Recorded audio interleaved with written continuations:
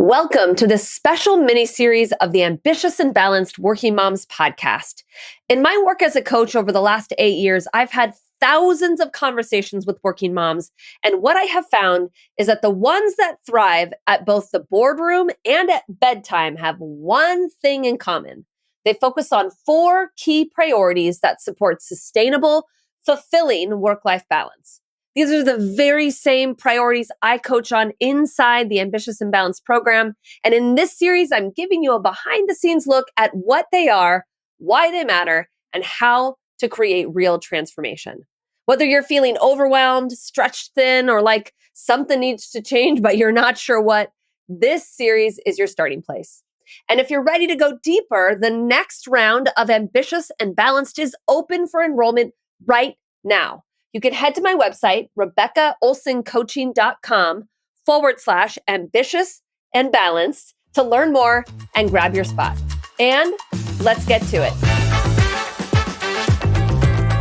Hello, working moms. I am so excited about today's episode because if you listened to the episode that came out on Monday, I talked about reclaiming your time as a working mom and how when you truly achieve work-life balance, you also achieve a sense of control over your calendar. And the essential priority that we're diving into today is me time. Me time, meaning time that you have set aside for yourself. When you have actually achieved sustainable work-life balance, that time is going to be in your calendar and you're going to protect it with your life. One of the things I hear from working moms all of the time, and it was really my experience as well, is, when I became a mom 11 years ago, is that I felt lost, right? I went into was sort of like a mini identity crisis. And now I realize it's the experience of so many other moms. And so I call it the motherhood identity crisis now, but I didn't know that at the time. But what sort of happens is a lot of women sort of lose sight of who they are, right? They become completely engrossed and focused on their baby and on diaper changes and on sleeping and getting your daughter to sleep. And then thinking about all her needs. And then, of course, when I went back to work, I started thinking about work and what they needed and showing up and doing well and proving myself and not falling short. Very quickly, I became very lost in knowing what mattered to me, what I cared about, what I even wanted, right? I totally lost touch with desire and had no idea what really filled me up anymore. And that's why this is such an essential priority in a life that feels balanced. And it's why women that have achieved sustainable work-life balance have found a way to make time for themselves. Because the reality is you are not just a mom, and you are not just a high performer, and you're not just a daughter, and you're not just a spouse, and you're not just a friend or a household manager, right? You're a human being. And a life that feels balanced is one that you are in touch with what it means to be a human being, to experience happiness and joy and satisfaction within yourself. And that feels tangible to you. It feels palpable to you. We as women are traditionally outpourers, right? We spend so much time prioritizing our kids and their needs and our team's needs and our coworkers' needs and our spouses' needs and likely eventually our parents' needs. And our needs are way there at the bottom. And oftentimes it's really close to like marriage as well, right? It's like those two things are way down at the bottom of the to-do list. And filling your own cup, what does that even mean? You will absolutely never be able to achieve work-life balance if you are pouring out of an empty cup. You'll never actually be filled up in such a way that joy flows out of you, like that magnetic joy that is possible within you. And so it's important as we start talking about what me time actually is and how to reclaim that time for yourself, what's important to understand about me time is it's about filling you up. It's not a checkbox.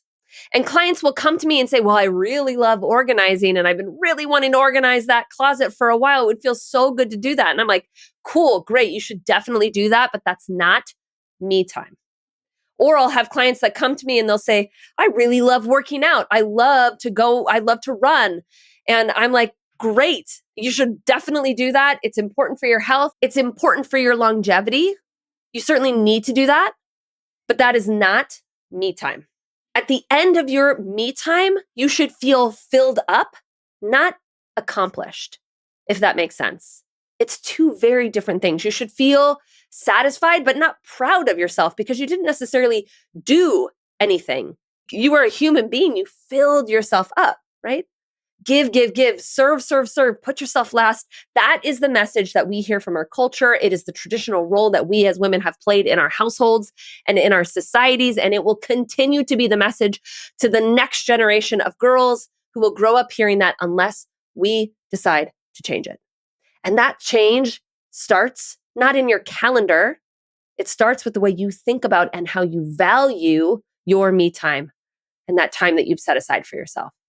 It starts with believing that you are valuable and that you are worthy and that you are not just a productivity machine where your value comes from your hard work and getting through your to-do list or having a clean house or nailing the next presentation or client call. It comes because you were born.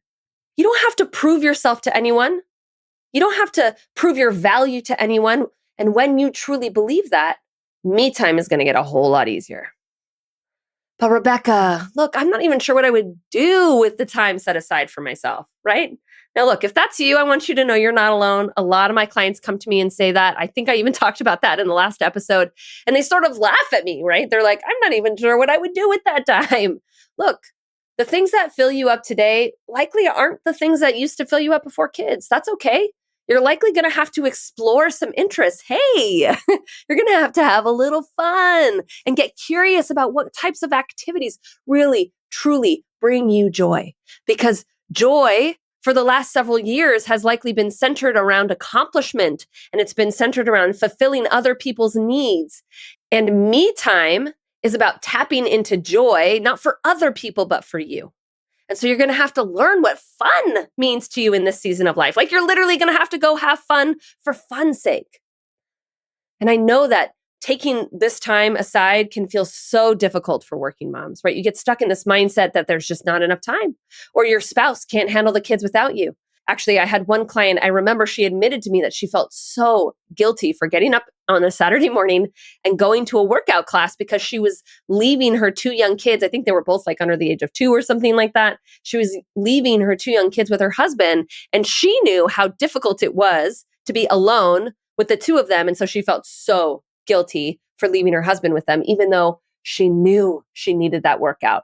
Like, yes, her body needed it. Her mind needed it. It was something that she wanted to do just for her. And it wasn't until we started coaching together that she was able to shift that mindset around what that time actually was and why it was so important.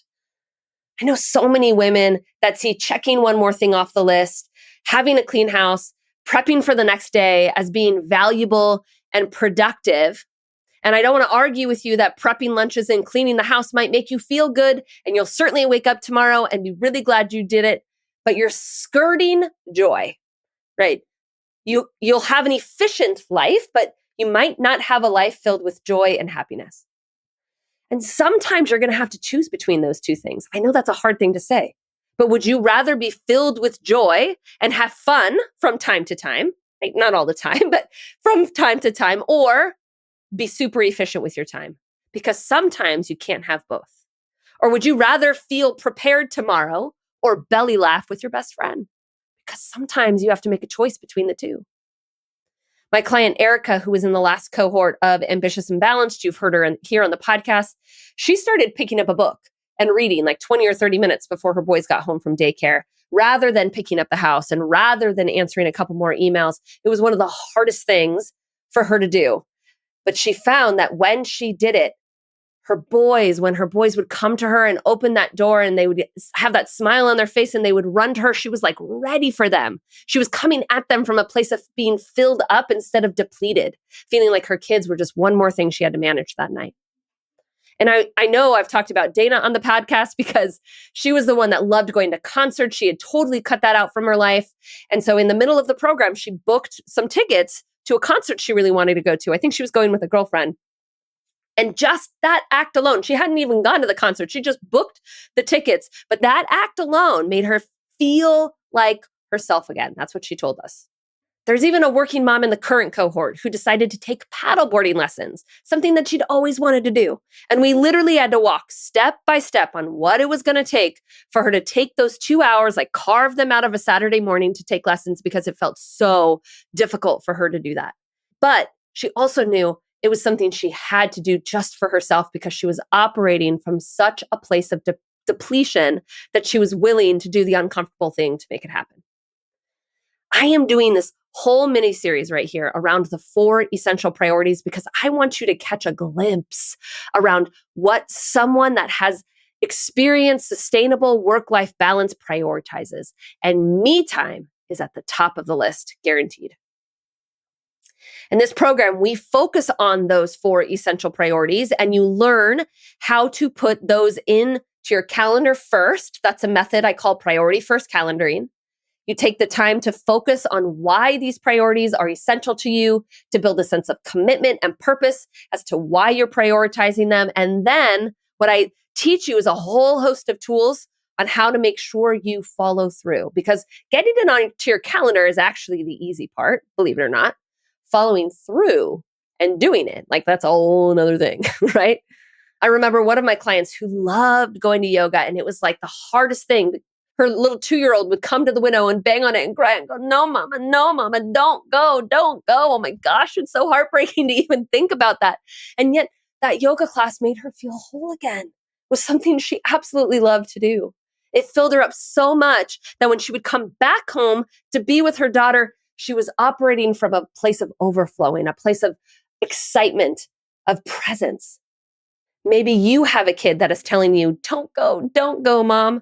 Or maybe your kids are a little bit older and they're kind of guilt tripping you, as mine sometimes does. You have to be able to handle that moment, right? And so in the Ambitious and Balanced program, I equip you with an essential toolkit on how to actually follow through in that pivotal moment. That's the moment when your brain is going to try to convince you that staying home and taking care of the kids or being with your kids because you haven't seen them all week is going to be more valuable with your time, right? It's the moment when you feel pressure to get back to someone in a timely manner or prioritize a deadline instead of this time for yourself, right? That pivotal moment is everything.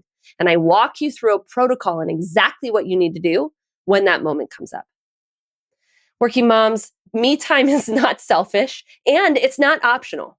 It's one of the greatest things you could ever give your family and your employer, and you deserve it. Not because you've earned it, not because you've proved yourself in any way, but because you're a human being and that is allowed to have desire and wants and fun in their life. And the sooner you believe that, the sooner you'll start experiencing sustainable work-life balance. If this resonates with you at all, I invite you to check out the next Ambitious and Balanced cohort. Several spots are already filled, and I only take 10 women into this powerful 3-month coaching program where you will learn that toolkit and be able to follow through with your priorities, where you walk away with a priority first calendar where there is me time in it, and where you are prioritizing all the things that actually matter to you, making sure that you live regret-free. I would love to talk to you about this program. You can go to the website to learn more about the dates and the investment. And if you wish, you can book a 30-minute consultation call with me to make sure this is the perfect fit for you. There is a link in the show notes for more information. All right, working moms, make sure you tune in on Monday for the next episode of the Stop Surviving series. And then next Wednesday, when I break down the 3rd essential priority in a sustainably balanced life. Are you ready? Let's get to it. If you're listening to this thinking, yes, I want this kind of balance, but I have no idea how to get there, I want to personally invite you to join the next cohort of Ambitious and Balanced. This is my signature group coaching program for working moms who want to stop overworking, stop people-pleasing, and finally start prioritizing themselves without sacrificing their ambition or success. You'll walk away in this program with tools to switch out of work mode and be fully present at home, to make decisions without any guilt, to enjoy time for yourself without checking your inbox, and finally, to feel like you're in control of your life again. One of my clients that graduated from the program recently said, "This is the first time I felt like me since becoming a mom." And that's the power of this program. But listen, materials are going out Monday, August 17th, and we start in September. Only 10 women will be accepted, and once it's full, it's full. If your whole body just said, I need a program like this, then go to www.rebeccaolsoncoaching.com Prioritization.com/ambitious and balanced to get all the details and to save your spot. Balance isn't just possible, it's closer than you think. Are you ready? Let's get to it.